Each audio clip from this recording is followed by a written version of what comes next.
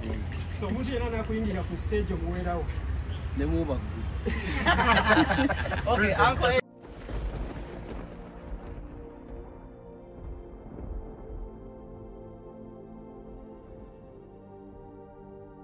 Bakaddenga kano tusaba byagenda okubuuza ekibuuzo kibeere nga tekiweebula tugende mu maaso.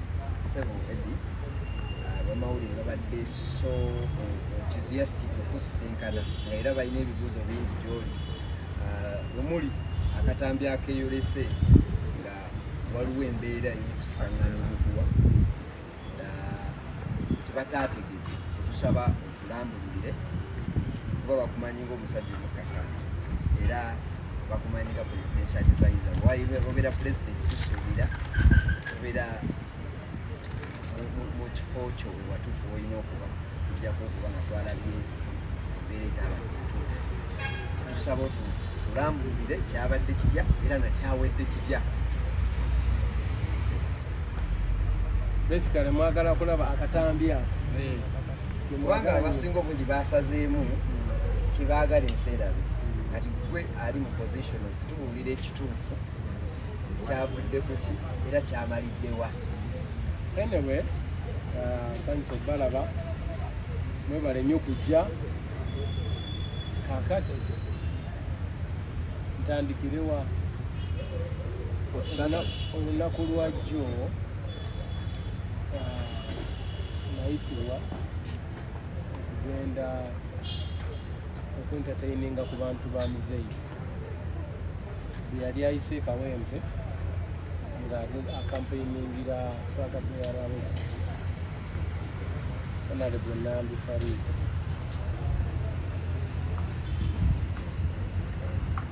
Nange nensitukiramu enambiro ngende esobola okuba nga nsanyusa ate nekole ne kasente ng'era omusanyusa yonna.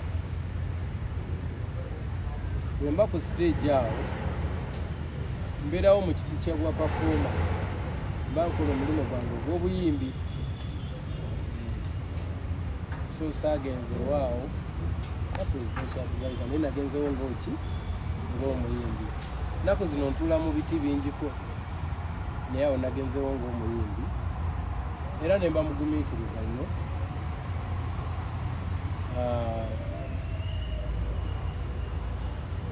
Time yange etuuke nzije nange nga teeka eddoboozi kwabo abadde bagenze okulanga basanyusa n'okukunga bannakawe.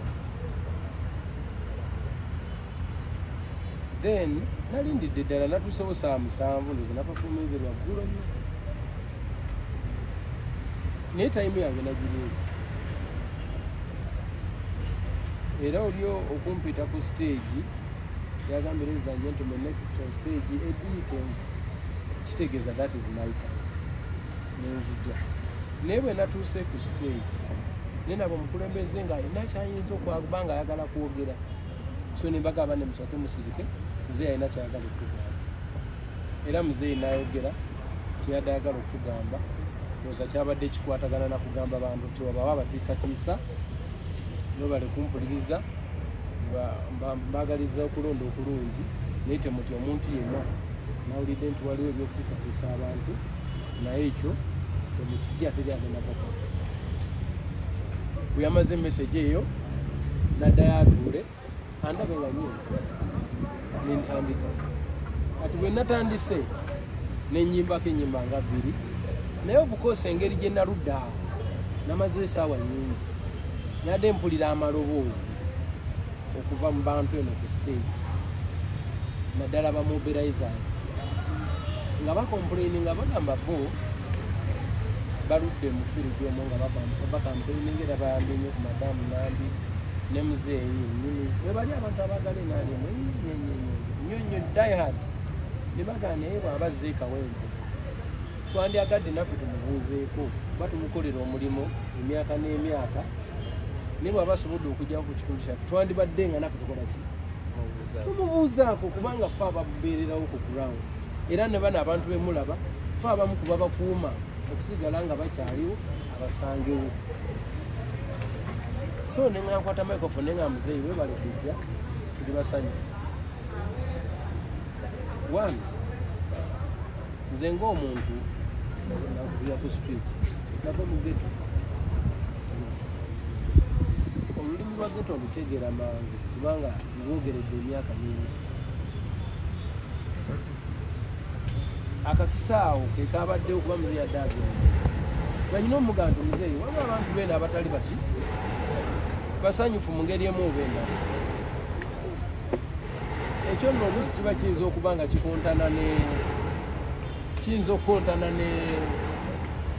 n'endowooza y'omuntu omu oba omulala, but that's what I had to do kubanga muzeeyi bw'aba agenze kalonda nadde oba mu kitundu kyonna kiba kirungi n'awulira abantu be mu kitundu ekyo nga nabo balina kibagamba kubanga baba yagenzeemu si bwe kiri. Abantu be mu kitundu ekyo be balina okuteekinga liifi ku mukolo ogwo kuba guba gwabwe nga guli waabwe ate n'ebizibu byabwe be babeera babimanyi ate baba bamufunye nabo ku mulundi ogusooka oba omulundi ng'ogumu mu myaka 5 oba emeka nga bandyagadde babe nga bamubuulira ensonga zaabwe asobole ozibakolerako kubanga is the fountain of honor oba okitege.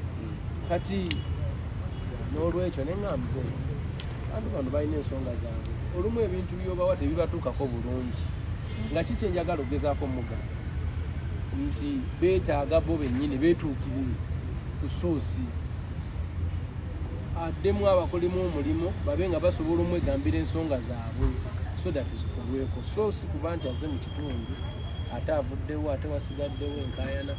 Ekyo nno nga sikyogera mu bubi oba mu kulwanyisa muntu yenna naye nga ngezaako okutereeza kubanga tukolera wamu fena tuli bannayuganda tugezaako kulanga buli muntu musanyufu si byakugamba mu nnyina gwe nadde ngezaako okulemesa oba kyala wabula kumakinga sure nti eddoboozi ly'omuntu wansi lituusa kubanga ate ffe tutuukirira muzeeyi bwe tuba tetumubuulidde ebintu biruma abantu tuba tetuyambye.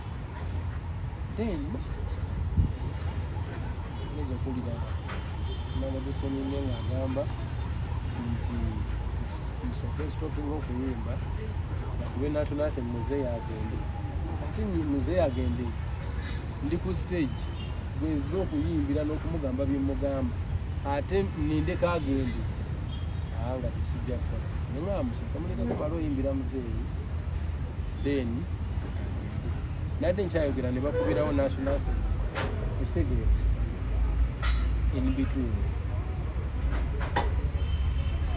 nange nenva ku stage but before that already badde batandise tukyankalanya waliwo omwami yansanze ku stage natandika butandisibwe nti nabako ebigambo byeyaŋambye mu kutunga ejogo byesandyagadde kuza mawulire kubanga wa security nimuganeyo nongye ku stage yange kuba buno obudde babumpadde bwange lwaki ojja ku stage wano okubuyingiramu nga nze obwedda ndi wali ngumiikiriza n'abeera arrogant nimugamvira ku stage kubanga eyo stage ebayanga that time kiba kyetaaga kugiyingiramu. I think that is like even trespass.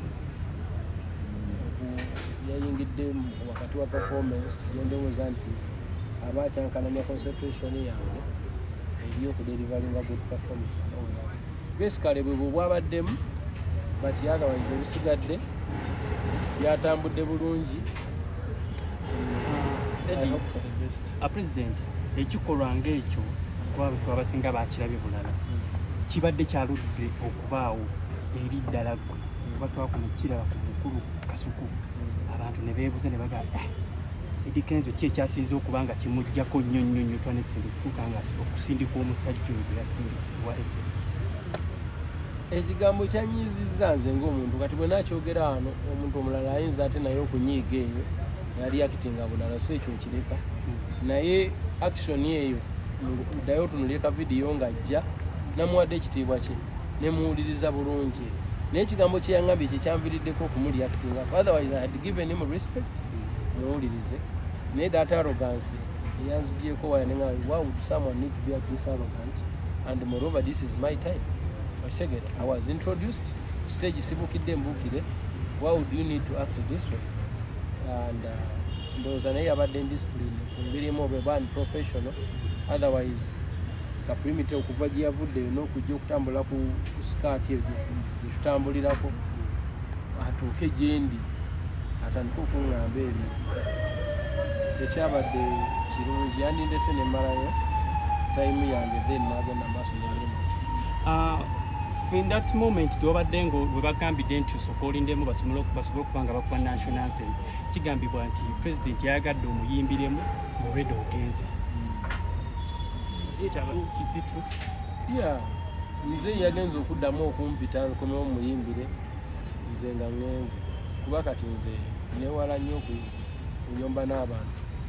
Enkokola zabadde wali nga zo nnyingi to be honest, so nga nabadde naziwitinenses edda okutegeera, so ekyo bwe kyabaddewo neŋaa kati nnowa kubanga nze ffe tulina abagoberezi abo bonna abaana babeera bawagizi bo singa bakulaba nga toli musanyufu banditeekawo embeera, so ng'omukulembeze akulembera abantu abo bonna okukola ekyangu okusobola okusevinga embeera okusigalawo okusigaza emirembe. So kasita nalabye nga bagezaako okuteekawo embeera nze navudde ku stage neŋŋenda before any reactions. President osuubira waliwo ali mu kulwanyisa mu State House bakusembezaayo kati wala tebagala kusembeza 100%. Enkokola ziri wali muganda wa naye tuba tulina okukola regardless ebyokaabakaaba tebikola kuba buli muntu alwana kushayininga. Muzeeyi bw'abazze buli muntu alwana bamulabe, oluusi nekireetera embeera okusajjuka ne mu bantu baffe bennyini. Tevola nagambye nti wadde wali abantu bamobilize abaludde ababeera mu kawempe bennyini abakutte ekintu nga bagamba naye show yaffe bagitubyeko ffe bannannyini kitundu tetunaba nakwogera nsonga zaffe omukolo oguwedde oba okitegeera. Ebyo ebintu bibaawo ewantu wangi kuba buli muntu aba agezaako okulaba tashining at that moment. So omuntu nga nze mbanzize abantu bakubidde enduulu buli omu attention agiwadde gwe wayinza okubawo gwe kitayisa buki bulungi. Tevolanga ebyo byonna bibaawo, otherwise ffe tuli baawamu tukolera wamu byonna twagala kulaba nga eggwanga litereera lifuna buli kimu litambula bulungi tuba basanyufu. Lwaki ate twandibadde tuddamu ebyo naye ze enkokola zibaamu bayinza oddukuba nekujjamu n'ebiiso. President kukyabaddewo ekyokuba nti wamusindiseemu kano okyejjusa oba olina enteeka ey'okuba nti oba omwetondera mu ngeri emu obwenda? No, nze siina ngeri yonna gye nnyinza kucelebratinga lutalo. No. I always feel bad about it. Era bwe kiba waliyo omuntu yena gwe kyanyinyiza eyo nsaba nsonyiwe naye nga nange ndi muntu I have emotions.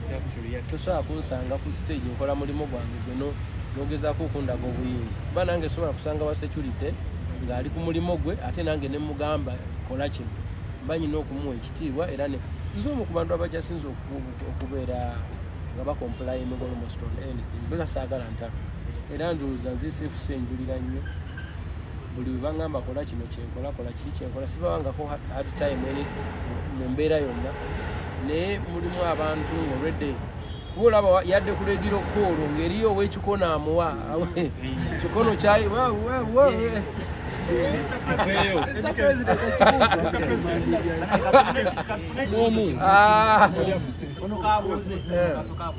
Mr. President, nze sula flexible gwe senior presidential advisor on creatives olunaku olw'eggulo byonna ebyabaddewo naye walabisenga ayayaano okulaba obukulembeze gwe nga advisor abantu bagamba nti ate gwe olina enkizo y'amaanyi nnyo era bwomukulembeze n'okumugamba ebintu bingi so ekyabaddewo eggulo nga walinga yalabisenga naawe ali mukatu n'omukulembeze tomulaba nga senior presidential advisor sikiwandi nno mu myaka 5 egiyise oba 4 nze yalinnyako ekawempe mu myaka ng'egyo yalinnyewo ggulu nadde nyina okutuusa ensonga z'abantu b'ekawempe wadde oyagala nzituusirizekwa ntebe I had to use that chance.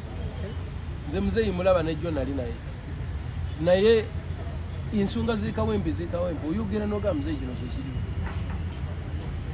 osegera ate n'ekyokubiri oli okugamba mbu akube national anthem muzeeyi agenda ate nga ndi ku stage lwaki making a sense kyesi kikono Subaru Addition Mr. President wagambye wabadde otuusa nsonga z'abannakawempe naye tukumanye nti oli advisor wa creatives ate bikwataganya wawa n'ensonga anti nze ndi muyimbi ate mpagirwa abantu abo bwe nabadde ngamba zza omukono eno ne bazza eno zeeri ne bazza eri kati nze bwe sibafaako nga bo banfuddeko manyi kyenkola. Okay, President, kyamanyiddwa nti ababakulu omukulu bavuddemu okwesigangana ku stage yabadde wa SFC.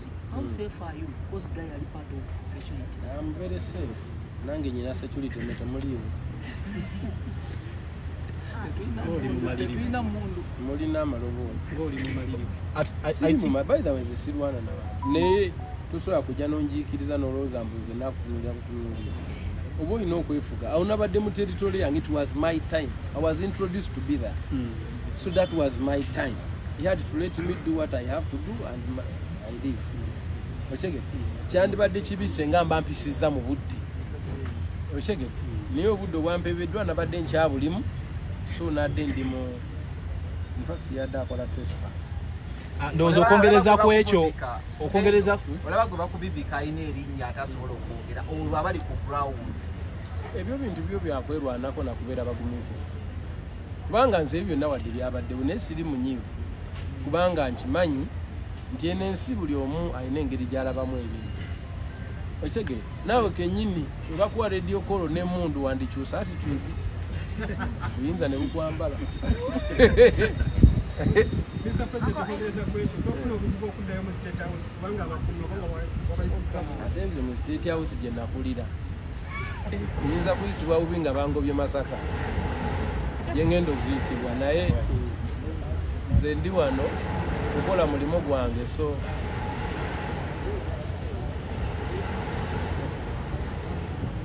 Mr. President, ekikola ekyabaddewo mu kyalo bwe n'aba security bakuma omukulembeze mu mbeera waliwo enteekateeka. Nze bantu bange oyo omu tayonoona security yonna. Omuntu oyo yabadde omu era ne banne bamunenyeza ne bamugana ebyo. Atosobola kuleka muntu akole mulimu gw'oli kuki. Yabadde omu. Sikyo abantu balungi nnyo aba SFC, they are very good. They are very good people. As a delegate, kubanga ekyo kya presidential advisor kisingako ndowooza ne ku kyokubeera omuyimbi mu maaso ga president. Ensonga zino ogenda kuba ozikwata n'amawulire oba ne we munaddayo mu State House nga mugenzi okutula mugenda mukyogerako. Nze bwe mba mitinze muzeeyi twogera ebintu bingi. Gooza lwaki yakomyewo n'angamba Eddy jangu ompeyo oluyimba. Kuba naye embeera yagirabye. Gooza lwaki yakomyewo. Gwe tubamulayo ng'ennyimba bayimbye national anthem ne ziggwayo mufo ky'okugenda kuba bwe ziggwayo nakola ki. Naye yakulaze yakubyeyo ekigere ekyo. Eddy jangu ompe oluyimba. Babimanyi.